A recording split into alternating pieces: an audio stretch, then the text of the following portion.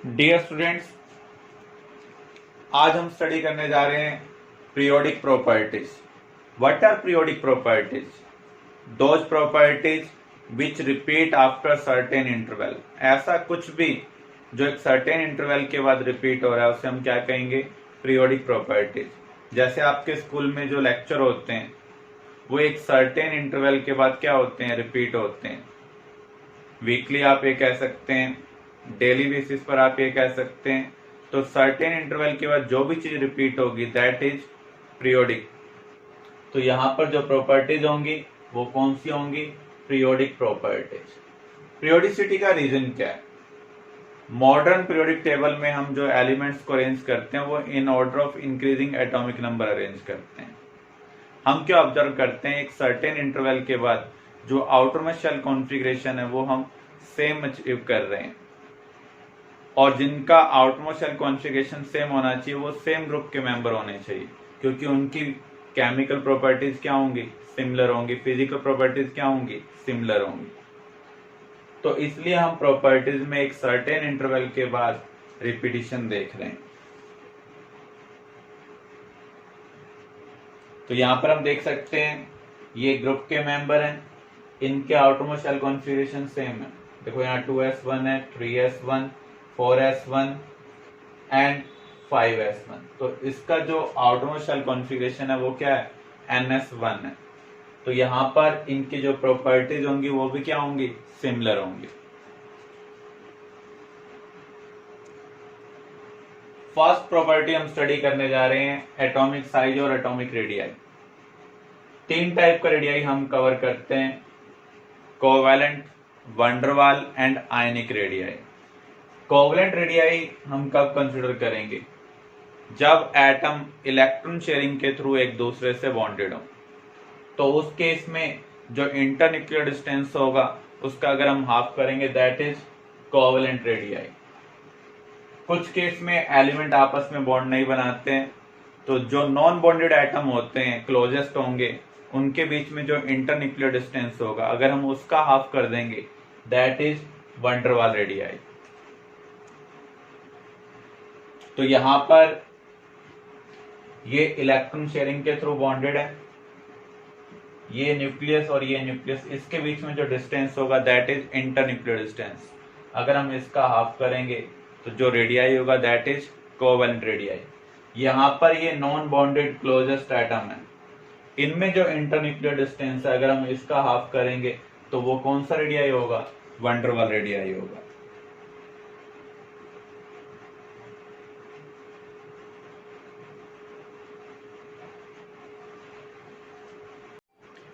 तो जब हम पीरियड में लेफ्ट टू राइट मूव करेंगे तो रेडियाई डिक्रीज होता है। इसका रीजन क्या है?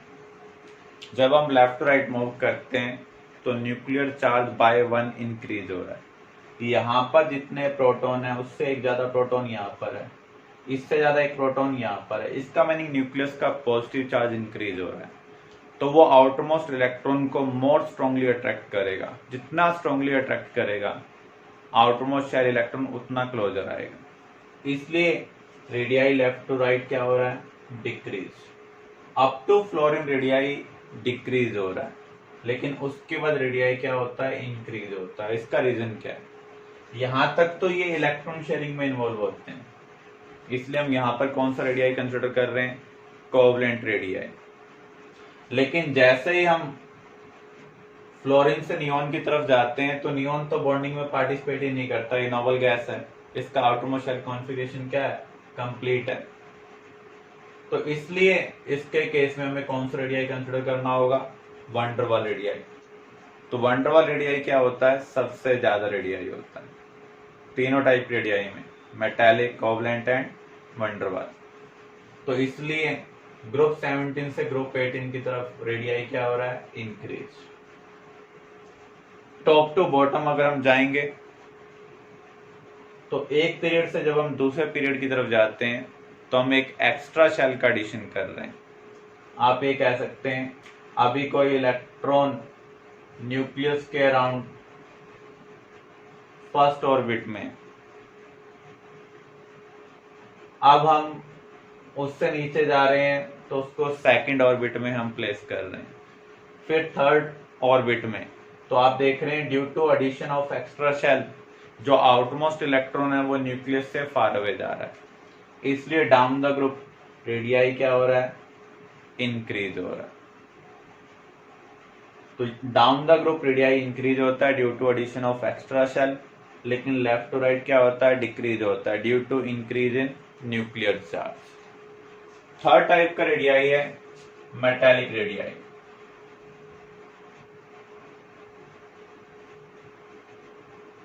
मेटल एटम में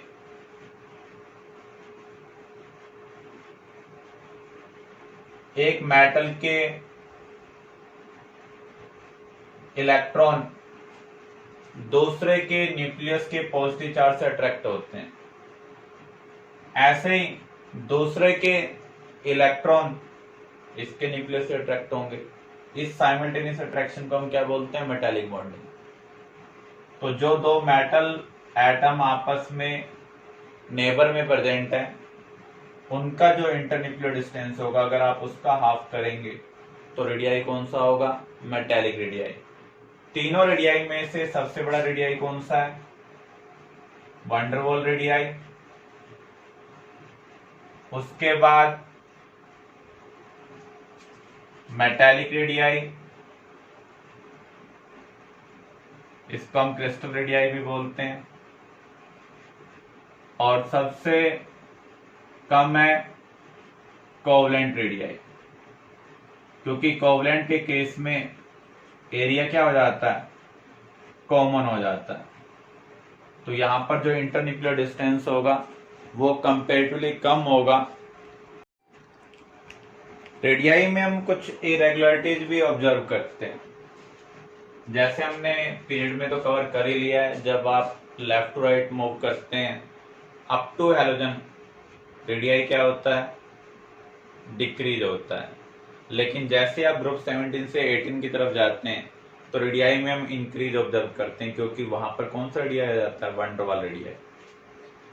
डाउन द ग्रुप अगर हम कंसिडर करें,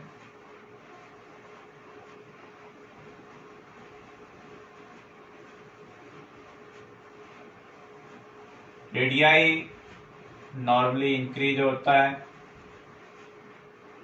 due to addition of extra shell,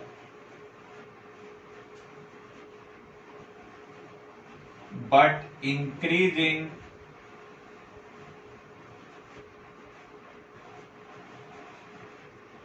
radii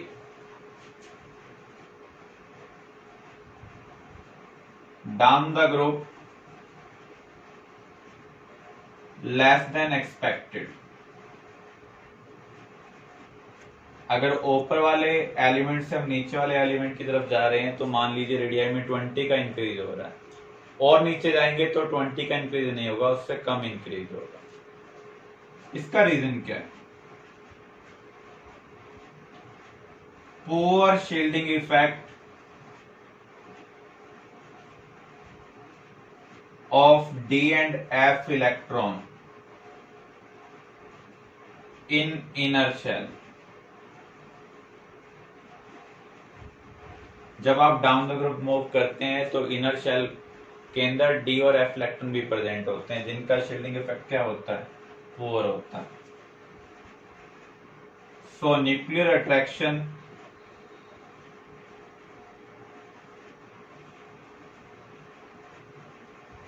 is more than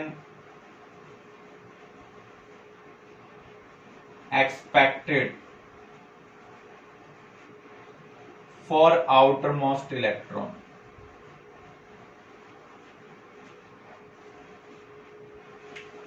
इनका शील्डिंग इफेक्ट पुअर होने की वजह से जो न्यूक्लियस है अब आउटरमोस्ट इलेक्ट्रॉन को कंपेरेटिवली स्ट्रॉन्गर वे में अट्रैक्ट करेगा।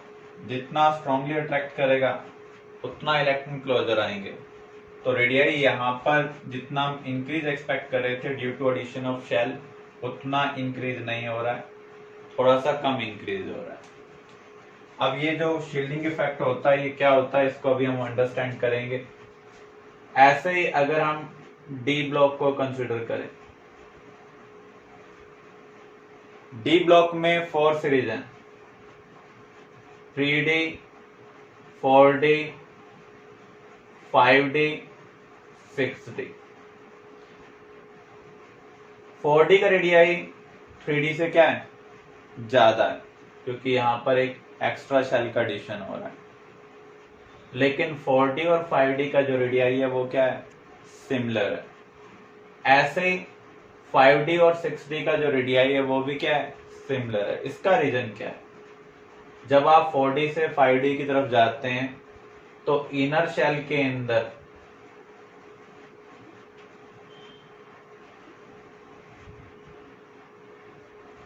यहां पर 4F इलेक्ट्रॉन आ जाते हैं। और अभी हमने कवर किया डी और एफ इलेक्ट्रॉन का जो शील्डिंग इफेक्ट होता है वो पुअर होता है। क्यों पुअर होता है, आपने शेप के रिगार्डिंग स्टडी किया था।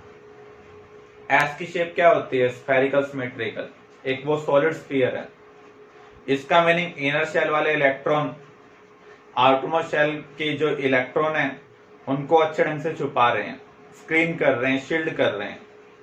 लेकिन पी की शेप कैसी है, डंबल, तो एस के कंपैरिजन में पी वाले इलेक्ट्रॉन आउटमोस्ट इलेक्ट्रॉन को कम छुपा पाएंगे। डी में तो और ज्यादा डंबल है, एफ में और ज्यादा डंबल है। तो यहां पर ज्यादा डंबल होने की वजह से न्यूक्लियस आउटमोस्ट इलेक्ट्रॉन को कंपेरेटिवली ज्यादा विजुलाइज कर पा रहा है। जितना ज्यादा विजुलाइज करेगा उतना ज्यादा वो आउटरमोस्ट इलेक्ट्रॉन को अट्रैक्ट करेगा, और जितना ज्यादा अट्रैक्ट करेगा उतना कम क्या होगा, रेडियाई होगा। तो यहां पर पुअर शील्डिंग का मीनिंग यही है।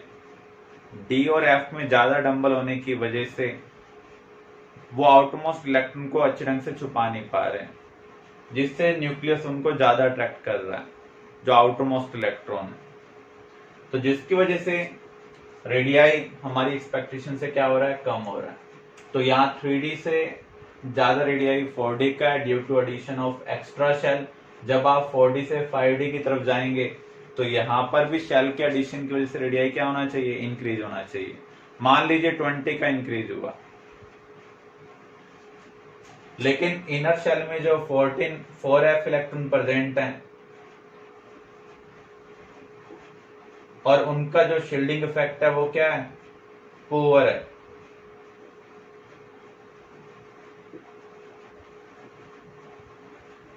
तो न्यूक्लियर अट्रैक्शन इंक्रीज हो जाएगा। तो न्यूक्लियर अट्रैक्शन की वजह से रेडियाई क्या होना चाहिए, डिक्रीज होना चाहिए। शेल के एडिशन की वजह से 20 का इंक्रीज हो रहा है, और 14F इलेक्ट्रॉन प्रेजेंट होने की वजह से जो न्यूक्लियर अट्रैक्शन इंक्रीज हुआ उसने रेडियाई उतना ही कम कर दिया, अराउंड 20। तो इसलिए 4D और 5D का जो रेडियाई है वो क्या है, सिमिलर है। ये हम ऑब्जर्व करते हैं आफ्टर लैंथेनम।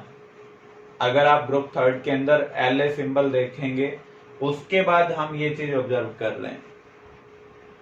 तो यहां पर इसलिए इस कॉन्ट्रैक्शन का नाम क्या है, लैंथेनाइड कॉन्ट्रैक्शन। कॉन्ट्रैक्शन का मीनिंग क्या होता है, साइज कम होना।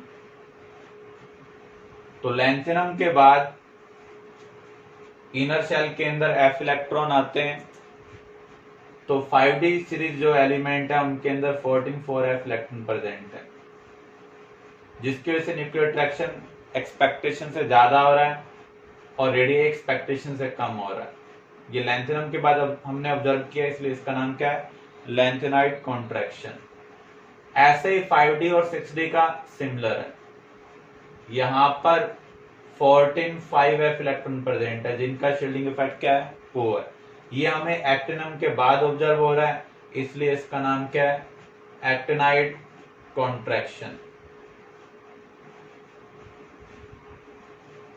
जिरकोनियम एंड हाफमेनियम, इनका सिमिलर एटॉमिक रेडियाई है।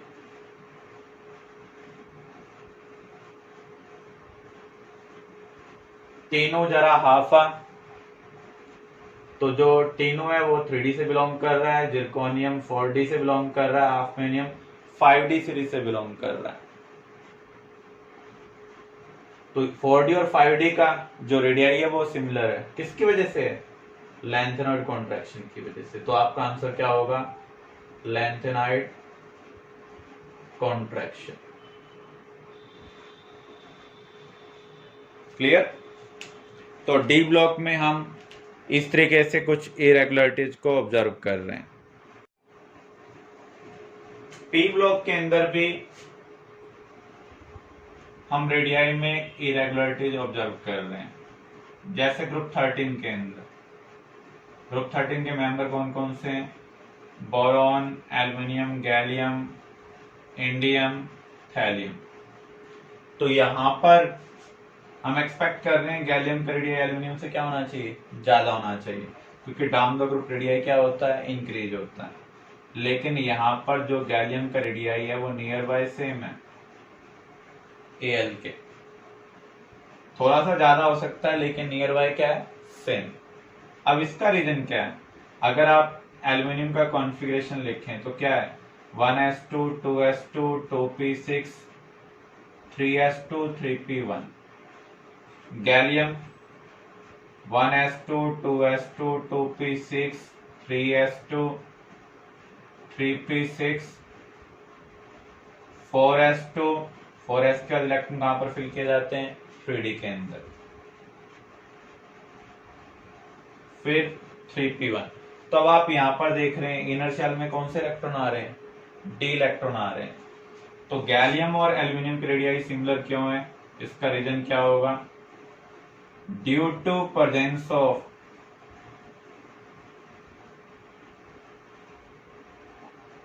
d electron in inner shell,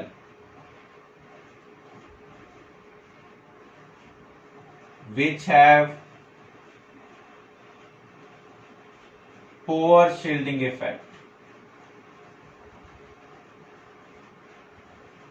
similar way में इंडियम और थैलियम का भी जो रेडियाई है वो नियर बाय सेम है।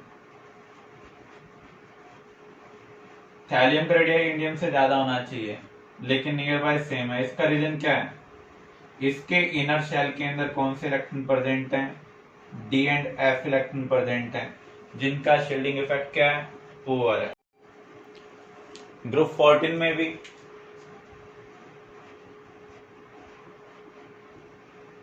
ग्रुप 14 के अंदर मेंबर कौन कौन से हैं? Carbon, silicon, germanium, tin, lead. तो यहां पर टिन और जो लेड है उसका रेडियाई क्या है? सिमिलर है। अगेन सेम रीजन है, जो लेड है उसके इनर शेल में D and F electron present है, जिनका शील्डिंग इफेक्ट क्या है? पुअर। तो जो न्यूक्लियर अट्रैक्शन है वो एक्सपेक्टेशन से ज्यादा हो जाता है। तो शेल के एडिशन की वजह से जितना रेडियाई में इंक्रीज हो रहा है उतना ही न्यूक्लियर अट्रैक्शन इंक्रीज होने की वजह से रेडियाई में क्या हो रहा है? डिक्रीज हो रहा है। इन a transition series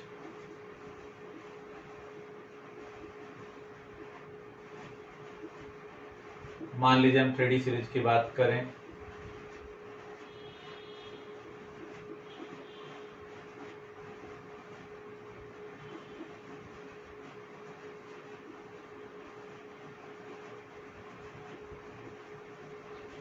atomic number 21 से 30, यहां पर D1 D2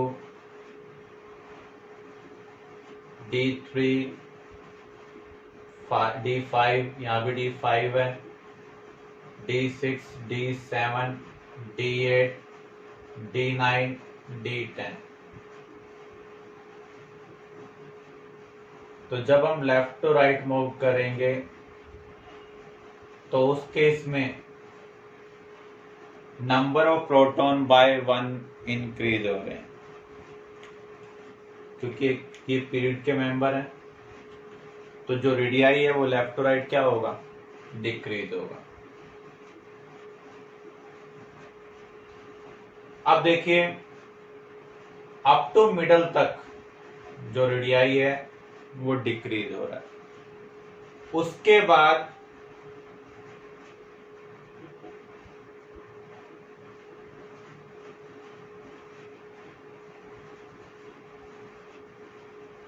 जो डिक्रीज होगा वो स्मॉलर हो जाएगा।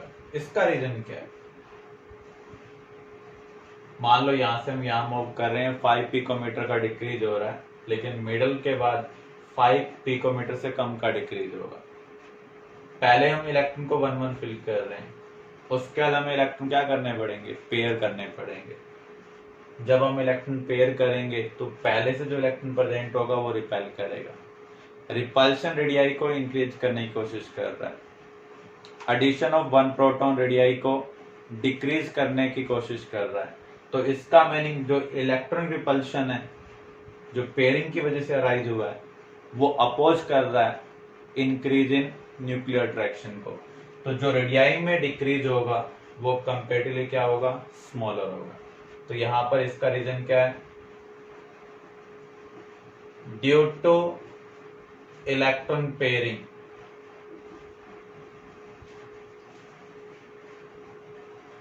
repulsion arises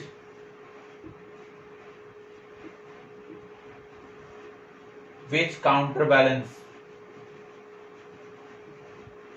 or oppose nuclear attraction. Nuclear attraction radii को डिक्रीज करने के लिए रिस्पॉन्सिबल है, इलेक्ट्रॉन रिपल्शन रेडियाई को इंक्रीज करने के लिए। तो जो डोमिनेंट होगा काम उसके अकॉर्डिंग होगा। तो अभी डोमिनेंट कौन है? Nuclear attraction. लेकिन जब हम 3 इलेक्ट्रॉन को पेयर कर लेते हैं तो उस केस में रिपल्शन डोमिनेट कर जाएगा। तो आप ये कह सकते हैं निकेल तक तो रेडियाई क्या हो रहा है? डिक्रीज हो रहा है। निकेल के बाद रेडियाई क्या होगा? इंक्रीज होगा। After pairing of 3 electron,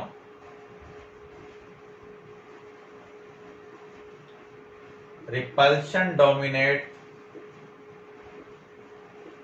nuclear attraction.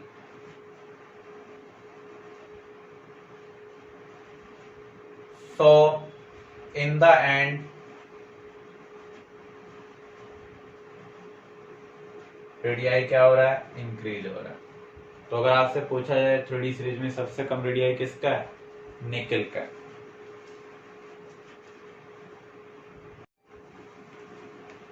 Cation का रेडियाई हमेशा न्यूट्रल एटम से कम होता है, क्योंकि जब आप इलेक्ट्रॉन का रिमूवल करते हैं तो number of proton number of electron से ज्यादा हो जाएंगे। इसका मीनिंग जो अट्रैक्टिव फोर्स है वो डोमिनेट करेंगे। जब भी अट्रैक्टिव फोर्स डोमिनेट करते हैं तो रेडियाई क्या हो जाता है? डिक्रीज होता है। तो केटाइन का रेडियाई हमेशा न्यूट्रल एटम से क्या होगा? कम होगा। डाउन द ग्रुप जब आप मूव करते हैं, जैसे एटॉमिक रेडियाई इंक्रीज होता है वैसे आयनिक रेडियाई क्या होगा? इंक्रीज होगा। Left to right atomic radii decrease होता है तो आयनिक रेडियाई भी क्या होगा? डिक्रीज होगा।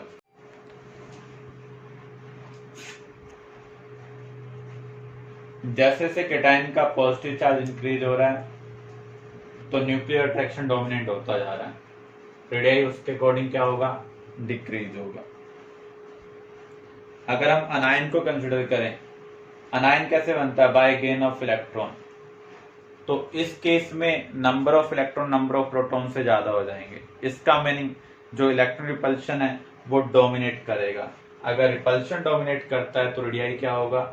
इंक्रीज होगा। आइसो इलेक्ट्रॉनिक स्पीसीज क्या होती हैं? आइसो का मीनिंग है सेम, इलेक्ट्रॉनिक का मीनिंग है इलेक्ट्रॉन्स। तो आइसोइलेक्ट्रिक आयंस और स्पीसीज आर दो species which contain same number of electrons. Isoelectric species में आप रेडियाई कैसे निकालेंगे? आपको ध्यान रखना है जितना ज्यादा पॉजिटिव चार्ज होगा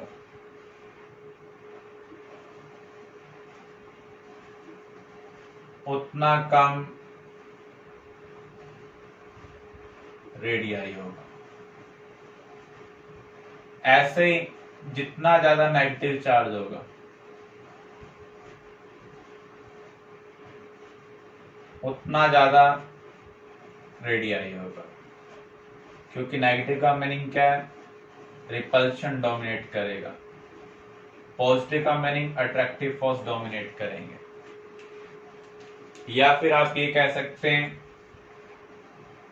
जिसकी Z/E वैल्यू ज्यादा होगी, Z यहां पर है atomic number means number of protons, E यहां पर किसको रिप्रेजेंट कर रहा है, नंबर ऑफ इलेक्ट्रॉन्स। तो जिसका Z/E हाइयर होगा उसका अट्रैक्शन भी क्या होगा, ज्यादा होगा, वहां पर अट्रैक्टिव फोर्स ज्यादा होंगे, इसलिए रेडियाई क्या होगा, स्मॉलर होगा। क्लियर?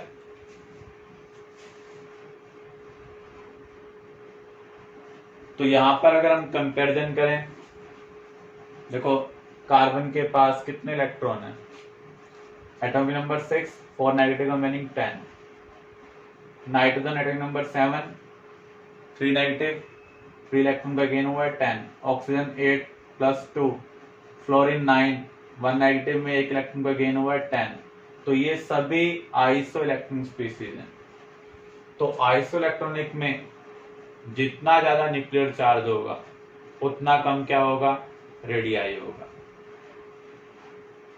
H नेगेटिव और F नेगेटिव में से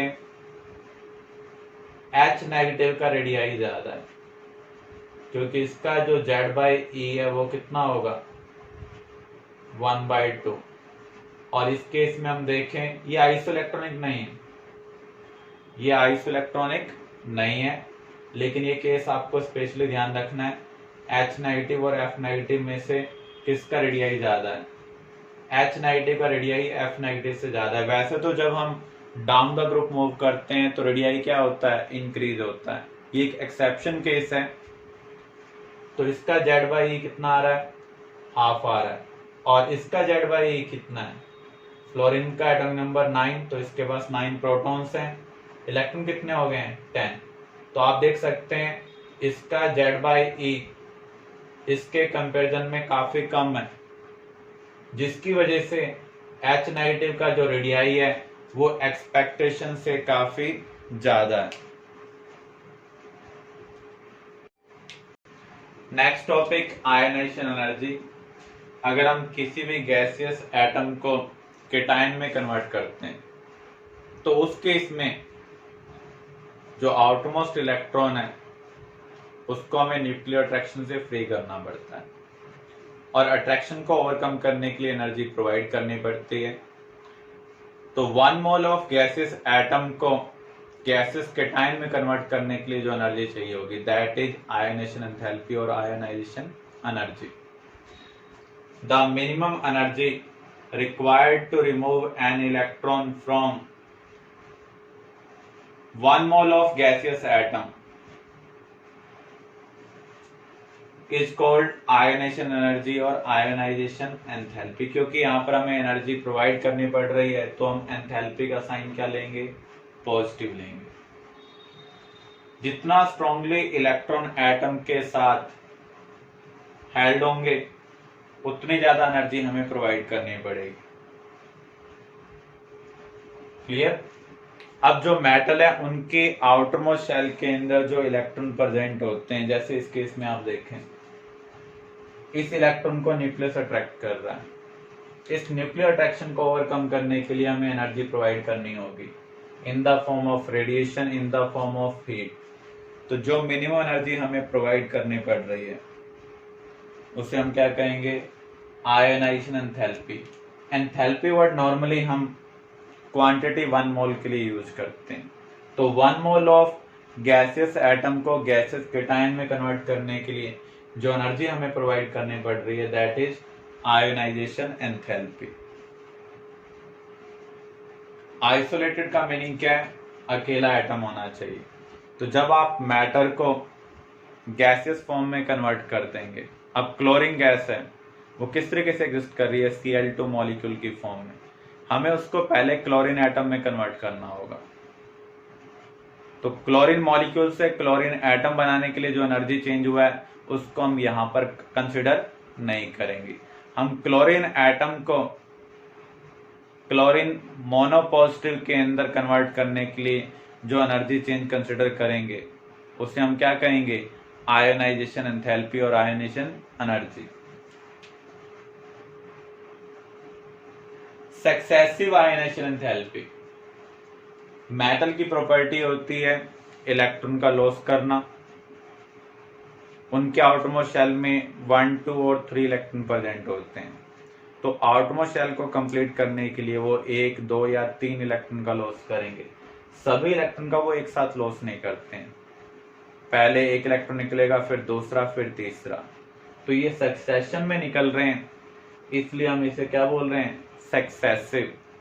पहले इलेक्ट्रॉन को निकालेंगे तो उसे हम कहेंगे फर्स्ट आयोनाइजेशन एंथैल्पी, फिर दूसरे इलेक्ट्रॉन को निकालेंगे, उसके लिए जो भी एनर्जी रिक्वायरमेंट होगी that is second ionisation enthalpy. उसके बाद थर्ड को निकालेंगे तो थर्ड आयोनाइजेशन एंथैल्पी। तो इनको हम क्या कहेंगे, सक्सेसिव आयोनाइजेशन एंथैल्पी और एनर्जीज। जैसे यहाँ पर आप देख सकते हैं गैसियस एटम है, पहले तो हमने इसको मोनोपॉजिटिव में कन्वर्ट किया, this is first ionization enthalpy. फिर डाई पॉजिटिव में कन्वर्ट किया, यहाँ पर जो एनर्जी चेंज होगा that is second ionisation enthalpy.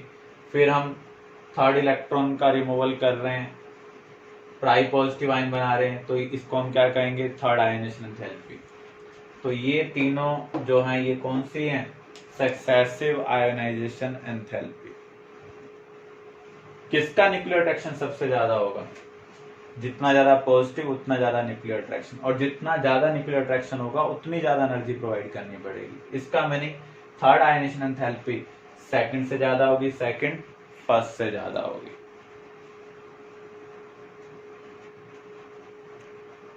कौन कौन से फैक्टर्स हैं जो आयोनाइजेशन एंथैल्पी को इंपैक्ट करते हैं। फर्स्ट है साइज, जब आप डाउन द ग्रुप मूव करते हैं तो साइज इंक्रीज होता है। इसका मीनिंग जो आउटमोस्ट इलेक्ट्रॉन है वो न्यूक्लियस से फार अवे जा रहा है। आपने फोर्स का फार्मूला पढ़ा हुआ है, Q1 Q2 अपॉन R²। जब भी पॉजिटिव नेगेटिव चार्ज अट्रैक्ट करते हैं तो उसके फोर्स को कैलकुलेट करने के लिए हम ये रिलेशनशिप यूज करते हैं, इसे हम बोलते हैं कूलम्ब्स लॉ। तो जितना ज्यादा चार्ज होगा उतना ज्यादा अट्रैक्शन होगा, जितना ज्यादा डिस्टेंस होगा उतना कम क्या होगा, अट्रैक्शन होगा। तो जब आप डाउन द ग्रुप मूव कर रहे हैं तो आउटरमोस्ट इलेक्ट्रॉन न्यूक्लियस से फार अवे जा रहा है, अट्रैक्शन क्या हो रहा है, कम हो रहा है। अगर अट्रैक्शन कम होगा तो एनर्जी भी कम प्रोवाइड करनी पड़ेगी। तो इसका मीनिंग जो आयोनाइजेशन एनर्जी है वो डाउन द ग्रुप क्या हो रही है, डिक्रीज। इसलिए हम कह रहे हैं जो आयोनाइजेशन एनर्जी है वो एटॉमिक साइज के क्या है, इनवर्सली प्रोपोर्शनल है। जैसे जैसे साइज इंक्रीज होगा न्यूक्लियर अट्रैक्शन डिक्रीज होगा, जो एनर्जी हमें प्रोवाइड करनी होगी वो भी क्या होगी, डिक्रीज होगी। अगर हम लेफ्ट टू राइट मूव करते हैं तो साइज क्या होता है, डिक्रीज, न्यूक्लियर अट्रैक्शन क्या हो रहा है, इंक्रीज हो रहा है, इसलिए आयोनाइजेशन एंथैल्पी भी क्या हो रही है, इंक्रीज हो रही है। इफेक्टिव न्यूक्लियर चार्ज, जितना ज्यादा इफेक्टिव न्यूक्लियर चार्ज होगा उतनी ज्यादा आयोनाइजेशन एनर्जी होगी। इफेक्टिव न्यूक्लियर चार्ज का मीनिंग क्या है, जो न्यूक्लियस के अंदर प्रोटॉन प्रेजेंट है इफेक्टिवली वो कितना ज्यादा अट्रैक्शन क्रिएट कर पा रहे हैं फॉर आउटर मोस्ट इलेक्ट्रॉन, क्योंकि रास्ते में अदर इलेक्ट्रॉन भी आएंगे आउटर मोस्ट और न्यूक्लियस के बीच में। जैसे जैसे रास्ते के अंदर during motion electron inner shell वाले बीच में आएंगे, न्यूक्लियर अट्रैक्शन नहीं हो पाएगा। तो आउटर मोस्ट इलेक्ट्रॉन के लिए कितना न्यूक्लियर अट्रैक्शन हो रहा है उसे हम क्या बोलते हैं, इफेक्टिव न्यूक्लियर चार्ज। जितना ज्यादा होगा उतनी ज्यादा क्या होगी, आयोनाइजेशन एंथैल्पी होगी। तो यहाँ पर हम सिंपली कंसिडर कर रहे हैं अभी के लिए, लिथियम के पास 3 प्रोटॉन है, बेरिलियम के पास 4 है, तो इसका अट्रैक्शन ज्यादा है, तो इसकी जो आयोनाइजेशन एंथैल्पी वो इसके कंपैरिजन में क्या होगी, ज्यादा। लेकिन ये अप्लाई किसके लिए होगा, पीरियड के लिए अप्लाई होगा, ग्रुप के लिए अप्लाई नहीं होगा। स्क्रीनिंग और शील्डिंग इफेक्ट, जितने ज्यादा इलेक्ट्रॉन इनर शेल के अंदर प्रेजेंट होंगे उतना ज्यादा वो शील्ड करेंगे, स्क्रीन करेंगे आउटमोस्ट इलेक्ट्रॉन को।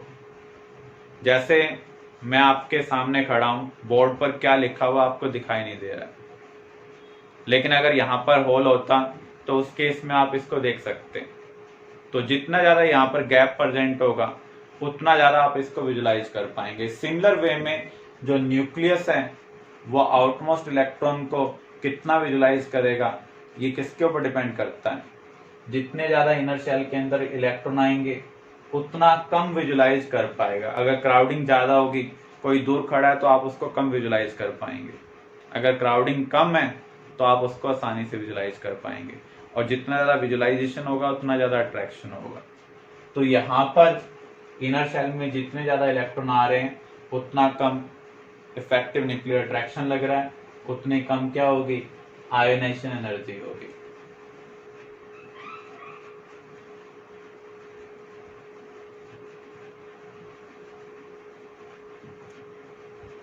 Penetrating power of orbiter. S electron nucleus के सबसे क्लोज होते हैं क्योंकि उनकी शेप क्या होती है, स्फेरिकल सिमेट्रिकल। पी की डम्बल, न्यूक्लियस के क्लोज इलेक्ट्रॉन डेंसिटी कम है, फार अवे ज्यादा है। डी में और फार अवे है, एफ में और फार अवे है। तो इनकी जो पेनिट्रेशन पावर है उसका ऑर्डर क्या है, एस सबसे क्लोज है, पी उससे फार अवे, डी उससे फार अवे, एफ उससे फार अवे। तो एस इलेक्ट्रॉन के लिए न्यूक्लियर अट्रैक्शन सबसे ज्यादा होगा। तो एस इलेक्ट्रॉन की जो आयनेशन एनर्जी है वो क्या होगी, सबसे ज्यादा होगी। कंडीशन यही है, शेल क्या होनी चाहिए, सेम होनी चाहिए। अगर किसी का आउटमोस्ट शेल कॉन्फ़िगरेशन स्टेबल है, हाफ फिल्ड या फिर फुली फिल्ड, तो उस केस में इलेक्ट्रॉन निकालना डिफिकल्ट होगा। आयनेशन एनर्जी क्या होगी, ज्यादा होगी in comparison to its neighbour.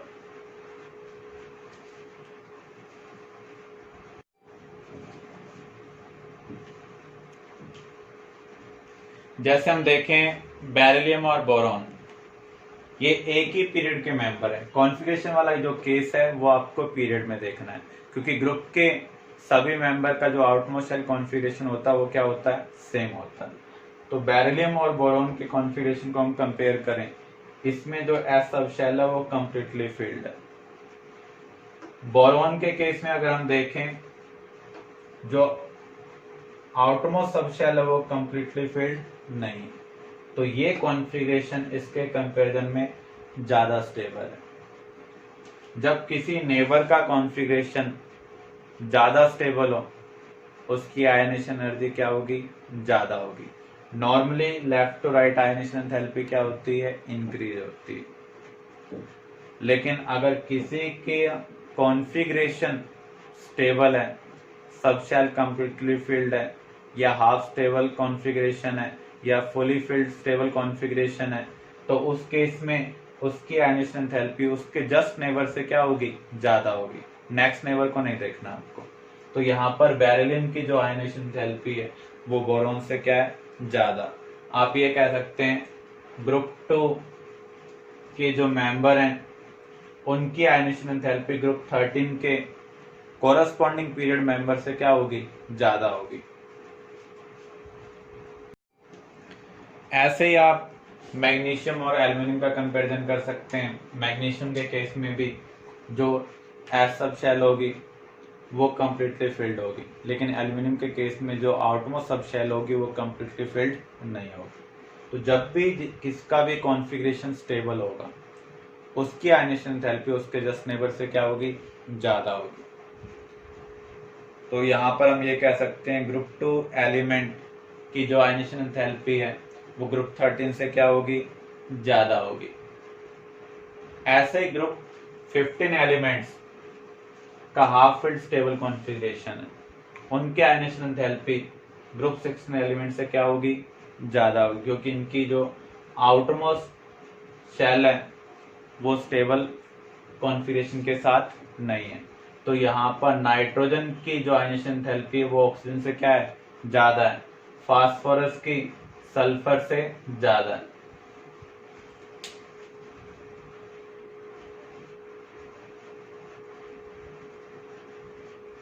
जो आयनेशन एनर्जी है एल्युमिनियम की वो गैलियम से क्या है, कम है।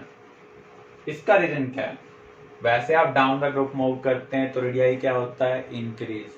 आयनेशन एंथैल्पी क्या होती है, डिक्रीज होती है। लेकिन जहां जहां आपने रेडियाई में एक्सेप्शन कवर किए, रेडियस ऑफ एल्यूमिनियम और जो रेडियस ऑफ गैलियम है वो नियर बाय क्या है, सेम है, गैलियम का ज्यादा होना चाहिए।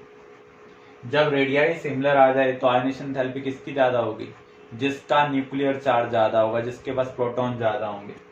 तो इसलिए हम ये कह सकते हैं ionisation enthalpy of aluminium is less than ionisation enthalpy of gallium. ऐसे आपने पढ़ा था इंडियम और थैलियम में। इंडियम और थैलियम में से अगर आप देखें, इन दोनों का जो रेडियाई है वो क्या है, सिमिलर है। ग्रुप में नीचे कौन लाई कर रहा है, थैलियम। तो थैलियम की जो आयनेशन एंथैल्पी है वो इंडियम से क्या होगी, ज्यादा होगी। ऐसे कार्बन फैमिली में हमने टिन और लेड का केस कवर किया था। टिन और जो लेड है उनका रेडियाई क्या है, सिमिलर है। तो जिसके पास प्रोटॉन ज्यादा होंगे उसकी आयनेशन एंथैल्पी भी क्या होगी, ज्यादा होगी। तो यहां पर टिन से ज्यादा आयनेशन एंथैल्पी है लेड की। Clear? First ionisation energy of beryllium is more than lithium, but the second ionization enthalpy of beryllium is less than lithium। जब भी नेबर एलिमेंट आ जाए तो आप कॉन्फ़िगरेशन राइट करें। लिथियम और बेरिलियम का अगर हम कॉन्फ़िगरेशन लिखते हैं तो आपको क्या मिल रहा है, लिथियम का कॉन्फ़िगरेशन है 2s1, जबकि बेरिलियम का क्या है 2s2। तो आप देख सकते हैं ये स्टेबल कॉन्फ़िगरेशन है, ये अनस्टेबल कॉन्फ़िगरेशन है। यहाँ पर एस सब शेल क्या है, कंप्लीटली फिल्ड। ये एक पीरियड में लाई करते हैं, पीरियड में left to right ionization enthalpy क्या होती है, इंक्रीज होती है। तो यहाँ पर बेरिलियम का कॉन्फ़िगरेशन स्टेबल होने की वजह से बेरिलियम की जो आयनेशन एंथैल्पी है वो ज्यादा है। सेकंड आयनेशन एंथैल्पी का मीनिंग क्या है, एक इलेक्ट्रॉन रिमूव करने के बाद आपको देखना है। अब Li पॉजिटिव का कॉन्फ़िगरेशन क्या होगा, 1s2।